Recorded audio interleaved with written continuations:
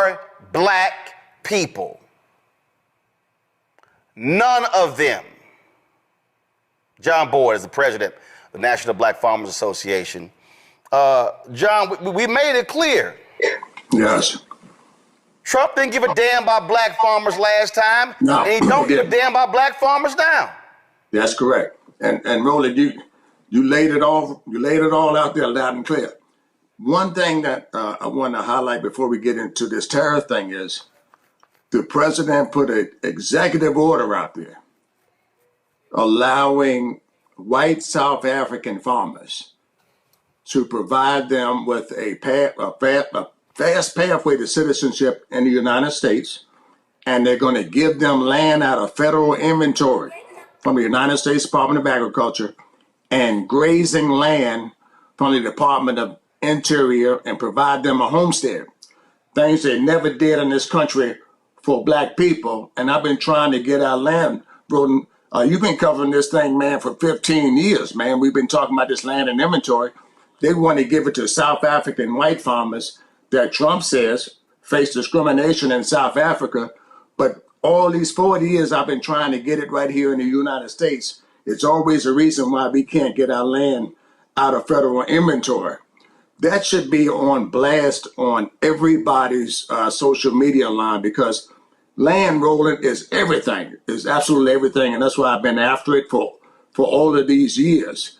And this president came in and closed up civil rights on the first day at United States Department of Agriculture.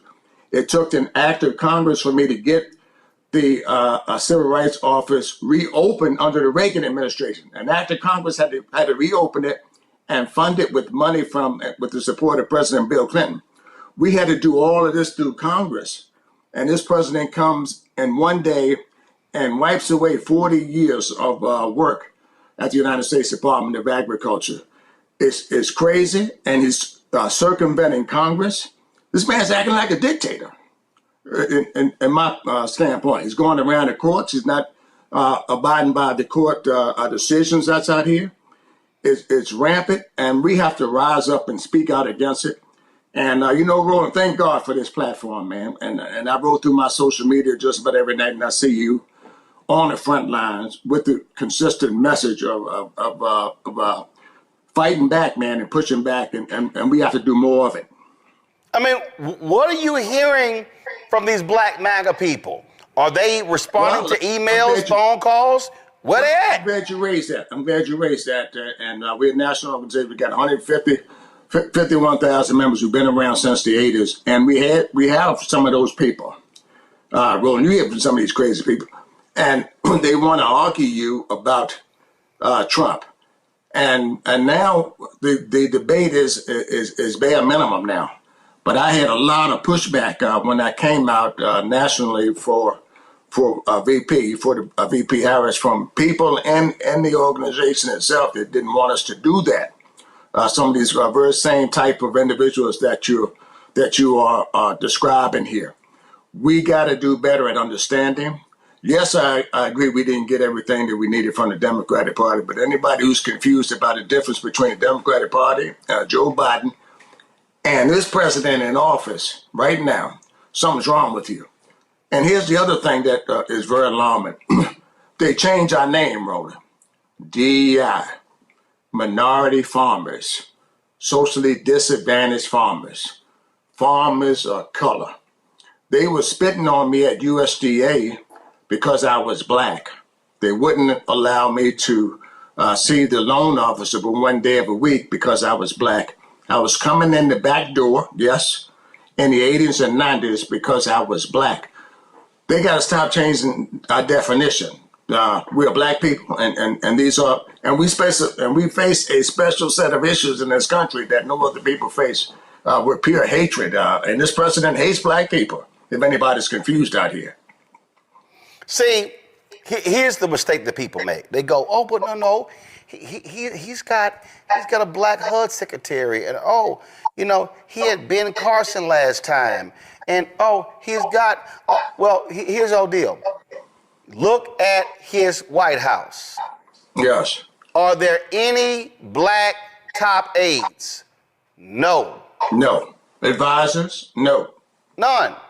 So all these little black MAGA minions taking photos, posting stuff, all of them, all these little folk, and I'm gonna name them. Them silly ass brother, the Cartier family, all these folks, the Hodge twins, all these folks got lots to say on social media, but they are saying nothing about the impact on black people.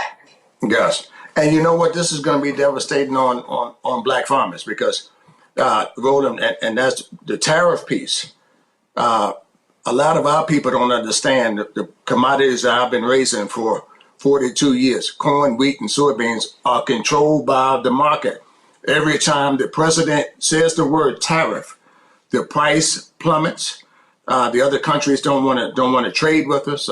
China is now buying soybeans from Brazil, and now they just said they're pulling out $2.5 billion of beef. I raise beef too. All these things are going to affect us. But when the money's rolled out, and you laid it out in your commentary, they say, oh, we're going to roll this money out through the Department of Agriculture. The same Department of Agriculture that was calling me a nigger, the same Department of Agriculture that was tearing my application up, throwing it in the trash can, is going to be the same Department of Agriculture that makes sure black farmers get money. It's not going to happen. And that's why I support, we got to, get the prices up. We got to get rid of this president. I mean, I hate to start talking about that. We got to put a candidate out there. They got the galls and balls enough to stand up to him and also say, I'm going to come into office the first day and do away with every one of those executive office orders that he put out there. We're going to do away with it. We need a person like that who's standing up and fighting right now and saying and talking and saying those things right now. That's the first thing we got to do. And then black people, we got to voice up and come together. If we can't come together on the Donald Trump, we're never going to come together in this country based on this way this man has treated black people. Every week he's saying something directly, do away with Black History Month, do away with anything that has anything to do with color and blackness in this country. He came in, and his architect, Roland, we don't want to leave his name out. His name is Stephen Miller. And we had a conversation on your show years ago when he started suing me in federal court, blocking the $5 billion to black farmers. The person who orchestrated the language and who's crafting the language for this president and these executive orders, his name is Stephen Miller.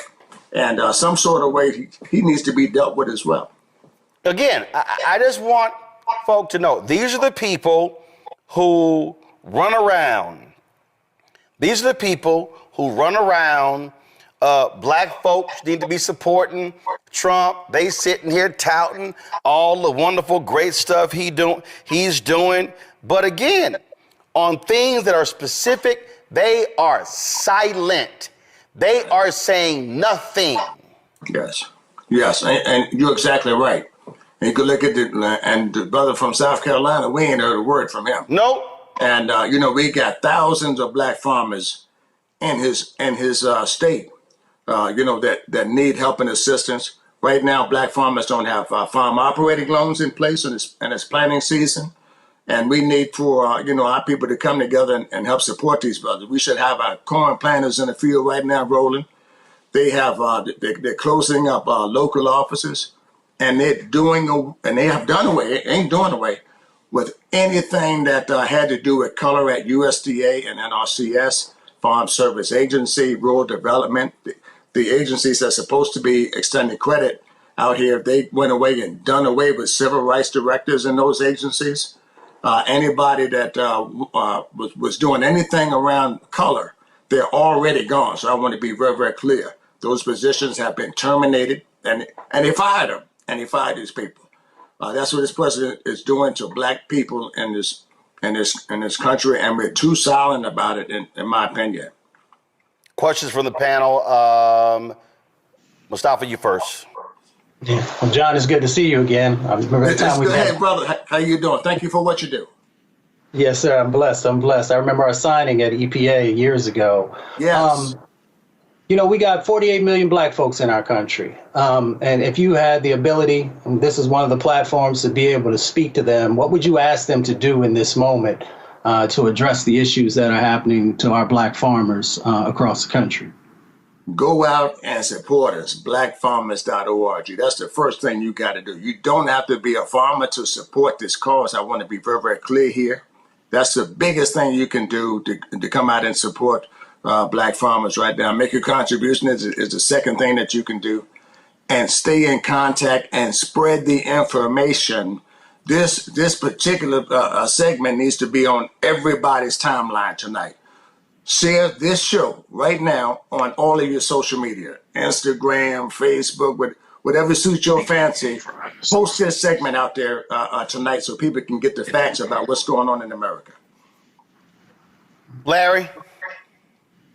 Yeah, thank you for your time and everything you do for black farmers. It's critically important. Can you talk a little bit about, there's a long history of black farming in the United States. A lot of folks don't know about, our history in agriculture. Can you talk about what the future could look like? You talked about some of the challenges, particularly the tariffs. Could you, and I know it's having a major impact on farmers in general. And we talked about the challenges that black farmers encounter. What could the future of black farming look like with tariffs, particularly with the tariffs, in this, fight with China, et cetera? What could black farming look like over the next 5 to 10 years? Well, it's going to be the loss of farms for us. That's the first thing. That these tariffs are going to put us out of business with no oversight and no regulation from the courts or from the United States Department of Agriculture. And I'm telling our people, and to back up just a little bit, buy some land. Buy some land. Guess what? White farmers are going to be losing some of these farms too. It won't be just black farmers. Some of these mid-scale farmers are going to be losing their farm. Buy some land. If you can afford a ragged-ass Cadillac and Mercedes-Benz, you can afford 5 acres in the country. Yes, I said it. Yes, stop buying them cars, stop buying them designer clothes, and buy 5 acres in the country. That's the first thing we can do as black people. Don't leave that money in the bank right now. Buy some land when it's going to become available. And you heard it from me first. There's going to be a lot of land for sale in America, and we can't let Bill Gates and China and the rest of the people buy it. That's the first thing. We have a rich history of farming. I bet everybody on that panel came from somebody's farm and somebody from one of these southern states here in the country, and we have a farmer in our family. Tell the rich story of history of what our forefathers did. We own 20 million acres of land at the turn of the century. We're down to 3 million acres of land. Roughly hovering around 50,000 black farmers, full-time farmers that make a living. I'm proud to be one of those black farmers that farm full-time, and a host of other part-time farmers, and we raise everything. We own, and guess what, people? We're the best. I said it on your show, Roland. We're the best farmers ever in this country because we survive with no loans. We survive with discrimination. We survive with ag companies not supporting us. And we're still here by the grace of God. And guess what? We're going to survive that. You want to know why? We survived slavery. We survived Jim Crow. We survived sharecropping. All the things that they thought would put us out and put us down, we're still here. We're still here by the grace of God. Larry? I'm sorry, Joe. Thank you so much, sir, for what you're doing to build on what it was that you were saying. My grandmother, Lucy Perdue, was born in Sparta, Georgia, grew up in Macon, Georgia. My mother's side of the family, everybody's from Mississippi and Alabama through Salina, Tennessee. Give us, city folk, a one-on-one on why farming is important. It's gotten a little trendy for us to sit and talk in church about, we should use this land and you should grow some things, et cetera, et cetera, et cetera. But give those of us that don't know and haven't really gotten it a quick one-on-one about the importance of farming to what we eat every day already. Thank you for that. And my grandfather's name was Thomas BOYD. He said land was everything. Everything good and great came from the land. Clean drinking water, fresh food to feed your family, timber to build a house on. We've gotten away from that, and the farm is where we built our families. Yes, we spent time together. We were raised together. Many black families, my daddy came from the last of 15 kids. and a lot of black families. My mother had 10 siblings. We've gotten away from the family structure of the farm and also the ability to feed ourselves. If you look at our forefathers, they lived longer than we do now.